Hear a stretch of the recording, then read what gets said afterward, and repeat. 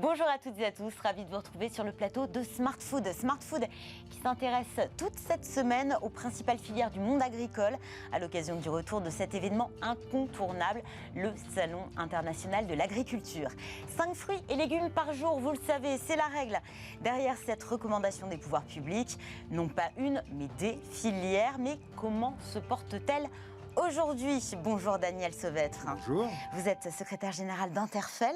Interfel, c'est l'association interprofessionnelle nationale qui rassemble et représente l'ensemble des métiers de la filière fruits et légumes frais, du producteur au détaillant, tous les fruits et légumes frais, soit 80 produits et variétés, c'est énorme, sauf la banane qui a... Sauf la banane et la pomme de terre. Et là, je l'apprends, et la pomme de terre, donc, qui ont leur organisation dédiée. Exactement. Vous êtes par ailleurs et avant tout arboriculteur, viticulteur en Charente, Exactement. président de l'association nationale Pomme-Poire. Eh bien, tiens, parlons-en de la pomme. C'est le fruit le plus consommé en France, devant même l'orange et la banane.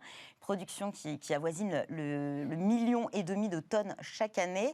Alors, cette partie de la production, il y a une partie qu'on exporte, mais on en importe aussi. Comment on explique ça ?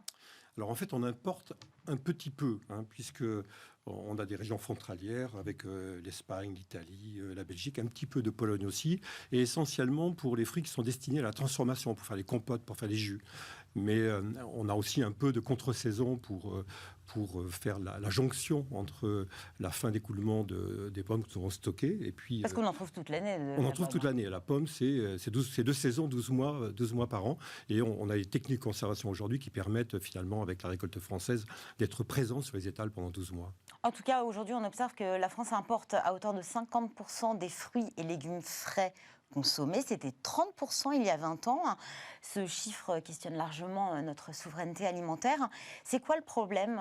On produit pas assez ou on produit trop cher ?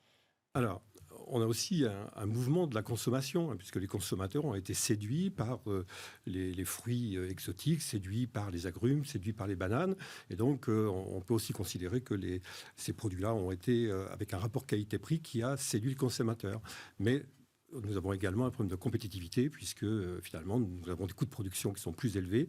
Et donc, sur l'étal, les consommateurs, au fil du temps, donnent une priorité aux fruits importés. Et donc, ça nous désole. Et nous avons des importateurs dans notre association. Donc, je ne dois rien dire de mal sur l'importation. Mais quand même, on a un peu l'envie de soutenir la production. D'autant plus qu'aujourd'hui, on parle beaucoup de consommer local. Donc, justement, j'allais vous dire, il y a un regain d'intérêt. Est-ce que ça s'observe, là, ces derniers mois ? Ça s'est observé beaucoup lors la première crise du Covid, le premier confinement. On a constaté, et c'était merveilleux. Mais on oublie un peu là les bonnes pratiques qu'on aurait pu adopter pendant le premier confinement ? Mais un petit peu, oui, parce qu'en fait, on a constaté une augmentation de la consommation qui était assez nette juste après le premier confinement. Ça a duré toute l'année 2020, ça a continué un peu sur 2021, mais depuis l'automne 2021, eh bien, nous constatons une baisse de consommation, une baisse de présence du consommateur devant l'étal des fruits et légumes frais. Et là, ça nous préoccupe puisque en ce début d'année 2022, on est toujours sur cette tendance et donc il va nous falloir réagir. On va revenir sur cette baisse de la consommation des fruits et légumes frais. Je voudrais qu'on revienne effectivement sur cette souveraineté alimentaire. On parle de la pomme polonaise, vous l'avez mentionné tout à l'heure, qui inonde le marché français. Quelles sont ses particularités ? Alors, elle n'inonde pas le marché français. Je l'ai lu, en tout cas. Elle n'inonde pas, puisque, en fait, justement, nous avons la fierté, au moins pour la pomme, d'être une consommation qui est quasi exclusivement de la pomme française. On a très très peu d'importation puisque nous sommes plutôt exportateurs. C'est un des rares fruits pour lequel nous exportons encore. Voilà, nous exportons encore, même si notre vraie difficulté à ce jour, c'est que nous perdons de la compétitivité à l'export. D'autres pays à l'Est ont des coûts de revient plus faibles et nous prennent des parts de marché. Donc là encore, on a un challenge. Mais pour le marché intérieur, les consommateurs français croquent principalement des pommes issues des vergers de France.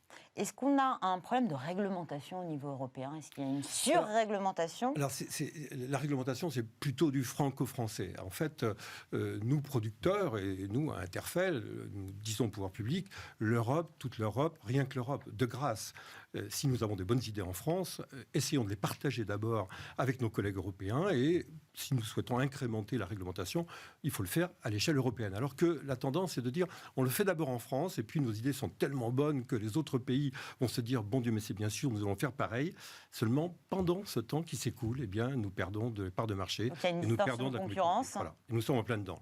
Et là, par exemple, sur la question des pesticides, vous l'observez aussi. Alors, pour les pesticides, c'est assez radical, puisqu'en fait, par la loi, on est le seul pays d'Europe à avoir décidé par la loi d'interdire telle ou telle molécule, alors que les autres font confiance à leur agence et font confiance à l'agence européenne.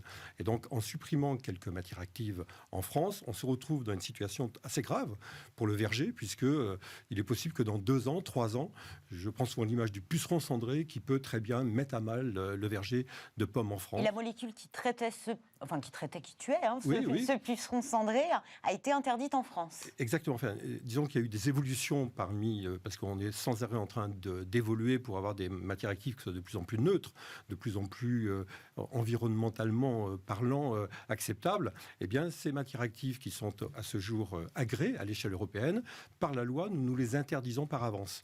Et donc, aujourd'hui, nous allons perdre des produits qui ont un profil moins bon. Mais nous n'aurons pas, comme les autres pays européens, la possibilité d'avoir recours à ces produits qui pourtant ont fait leurs preuves. Donc on n'a pas de solution alternative Et voilà. Pour l'heure. Donc c'est la question. Donc on attire l'attention de notre ministère pour dire voilà, la catastrophe peut arriver, mais nous comptons sur vous pour éviter qu'elle n'arrive. Alors est-ce que selon vous, on peut concilier une transition écologique et une souveraineté alimentaire? Mais bien sûr. Tout dépend où on met le curseur et là encore, il ne faut pas que le pilotage soit dogmatique. Il faut regarder ce qui se passe à l'échelle européenne et peut-être, encore une fois, accepter que l'évolution se fasse à l'échelle des 27 pays et non pas à l'échelle de la France seule. Et dans ces conditions-là, nous aurons déjà suffisamment de distorsion de concurrence avec le reste du monde.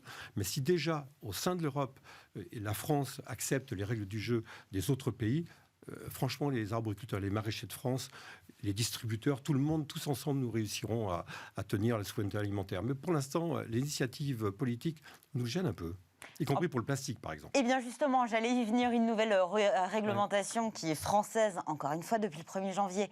Les suremballages en plastique pour les fruits et légumes de moins d'1,5 kg sont interdits par la loi anti-gaspillage. 37% des fruits et légumes sont concernés.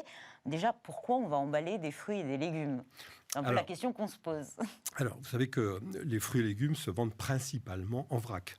65-70% des fruits et légumes sont vendus en vrac et ça paraît bien naturel. Pour autant, vous savez qu'on a des fruits qui sont fragiles, les fraises, les framboises, et quand on veut pouvoir amener depuis le champ jusqu'au centre de Paris des fruits et que les consommateurs... Par exemple, des framboises. Voilà, des framboises, eh bien, une barquette de framboises de 125 grammes, on sait qu'elle peut très bien, si elle est cueillie aujourd'hui et vendue sur le marché le lendemain dans le village, on n'a pas besoin d'avoir d'emballage plastique. En revanche, si jamais elle a un parcours un peu plus long et qu'il faut venir au centre de Paris et que le consommateur ressente toujours cette fraîcheur, eh bien, le plastique nous a rendu service. Et aujourd'hui, il nous faut trouver une alternative, puisque à échéance 2024-2026, même pour ces fruits fragiles, nous n'aurons plus la possibilité du plastique, même pas du plastique recyclable, puisque la loi française interdit y compris le plastique recyclable, alors qu'à l'échelle européenne, on l'autorise. Eh bien, maintenant, il faut que les industriels nous trouvent une solution qui permette finalement de garantir la conservation et puis la fraîcheur de ces fruits qui ont besoin d'avoir cet emballage un peu plus sophistiqué. Là, en tout cas pour l'heure, sur effectivement les plus fragiles, on peut encore avoir ces plastiques. Bientôt non. Vous dénonciez au moment de cette mise en place de la réglementation un problème de délai, un manque de concertation avec la filière. Oui. Il y a eu quand même un délai entre le délai, oui, mais le délai, vous savez, pour les entreprises qui avaient des barquettes, par exemple, les barquettes de pommes de 6 fruits ou de 4 fruits avec un film plastique, il a fallu passer avec un emballage des barquettes carton, d'accord ? Et donc, il a fallu investir dans des machines, c'était très coûteux. Il a fallu aussi trouver des solutions techniques. Donc, on a mis un peu le feu dans l'emballage carton dont les prix se sont envolés. Il a fallu investir et la technologie n'a pas été immédiatement bonne. Donc, vous voyez, cette précipitation a quand même augmenté les coûts de revient de manière très nette. Des investissements qui ne sont pas pris en charge par les pouvoirs publics qui vous imposent cette réglementation. Non, bien sûr que non, bien sûr que non. Et donc, tout au long de la filière, eh bien, on est en train d'expérimenter le nouveau... Parce qu'en fait, qu'est-ce qui nous intéresse derrière? Encore une fois, l'emballage n'a de sens que s'il participe à notre objectif commun à Interfel, qui est l'augmentation de la consommation des fruits et légumes. Traçabilité, conservation, et puis comportement du consommateur. Encore une fois, je cite souvent Coluche qui disait il suffirait que les gens n'achètent pas pour que ça ne se vende pas. Si jamais ils achètent avec... et donc, dès l'instant où on modifie la présentation des fruits et légumes, notre crainte, c'est qu'au lieu d'augmenter la consommation, on puisse pendant un temps la freiner au profit du transformé ou de l'ultra-transformé. J'aimerais qu'on parle, avant de nous quitter, de la hausse des prix. Elle inquiète, des prix qui augmentent sur tous les postes de dépenses. Les fruits et les légumes n'y échappent pas. Plus 9% en France entre septembre 2019 et septembre 2021, selon l'association Famille Rurale. Vous en parliez du prix un petit peu plus tôt. Est-ce qu'on doit s'attendre dans les mois à venir à voir vraiment les consommateurs se détourner de la consommation des fruits et légumes frais? Bien, nous espérons bien que non, mais vous savez que 2020-2021, cette augmentation qui a été relevée par Famille Rurale, donc nous, nos chiffres... Vous l'avez séquencé. On est à 6,5%. C'est-à-dire qu'il y a eu une forte baisse entre 2019 et 2020. Alors, on a une augmentation entre 2019 et 2020, puisque vous savez que 2020, à partir de mars 2020, quand on a eu le confinement, on a eu quand même des difficultés dans les vergers et chez les maraîchers pour trouver de la main-d'œuvre. Donc, on a eu une tension, on a eu une consommation qui était nettement plus importante. Donc, la tension a conduit à une augmentation des prix en moyenne qui était quand même assez conséquente, qui s'est maintenue sur 2021, puisqu'on a eu un gel important, et donc certains fruits ont été très touchés. Mais depuis l'automne 2021, nous constatons plutôt le phénomène inverse aujourd'hui, puisque avec la baisse de consommation, eh bien, nous sommes plutôt dans une situation d'avoir des prix promotionnels qui redeviennent agressifs. Et donc l'inquiétude aujourd'hui dans les campagnes, c'est d'avoir des prix de revient qui sont à la hausse parce que l'énergie est plus chère, l'emballage est plus cher, la main-d'œuvre est plus chère, et pour autant, vous voyez, les prix ne suivent pas, bien au contraire, ils sont plutôt en train de se tasser. Donc on ne peut pas vraiment dire que parce que nous avons eu 2 années où la consommation était forte et les difficultés de production ont conduit à des hausses, 2022 ne s'annonce pas comme une année avec des prix élevés pour les fruits et légumes. En revanche, et avant de nous quitter très rapidement, vous réclamez la mise en place d'un chèque fruits et légumes. En quoi ça consiste?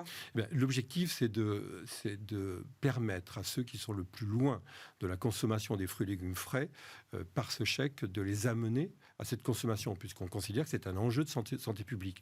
Vous disiez tout à fait au début à quel point il était important de consommer 5 fruits et légumes par jour ou 5 portions. Vous savez qu'en France, on est plutôt, même pour les adultes, à 4,5. Pour les plus jeunes, on est plutôt à 2,5. Vous voyez que nous sommes loin du compte, et pourtant nous sommes le 4e pays en Europe à être près d'atteindre ces objectifs. Et donc, et on a une population qui est très loin de la consommation des fruits et légumes frais. Et nous pensons que par ce symbole, par cette aide, nous pourrions améliorer la consommation des fruits et légumes et surtout permettre à une population d'avoir moins de problèmes de santé, puisque la première cause de l'obésité, c'est la sous-consommation des fruits et légumes frais. Merci beaucoup, Daniel Sauvêtre. Je rappelle que vous êtes secrétaire général d'Interfel. C'est la fin de cette émission. Merci à tous de nous avoir suivis. Je vous donne rendez-vous demain pour un nouveau numéro de Smart Food. Passez une excellente journée sur Bismart. À demain. Merci beaucoup.